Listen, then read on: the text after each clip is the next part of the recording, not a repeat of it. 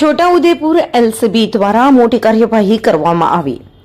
Sankheda police station વિસ્તારના બિલિયા ગામની સીમમાં એલસીબી છોટાઉદેપુરની ટીમે ગેરકાયદેસર દારૂના કટિંગની સ્થળ પર ગુપ્ત માહિતીના આધારે રેડ કરી હતી। રેડ દરમિયાન ભારતીય બનાવટના વિદેશી દારૂની કુલ 3504 બોટલો કબજે કરવામાં આવી હતી। સાથે જ દારૂની હેરાફેરીમાં ઉપયોગમાં લેવાયેલા 4 કાર, એક દ્વિચક્રી વાહન, મોબાઈલ ફોન અને રોકડ રકમ મળીને કુલ 55,44,00,000નો મુદ્દામાલ જપ્ત કરવામાં આવ્યો છે।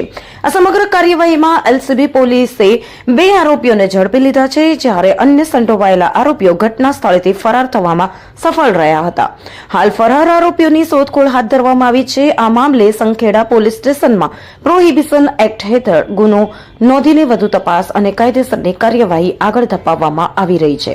रिपोर्टर चिराग गुप्ता, छोटाउदेपुर। हम दिखाएंगे सच्चाई की खबर चैनल को लाइक कीजिए, सब्सक्राइब कीजिए और हमारे साथ जुड़े रहिए। हम दिखाएंगे आपको सच्चाई की खबर।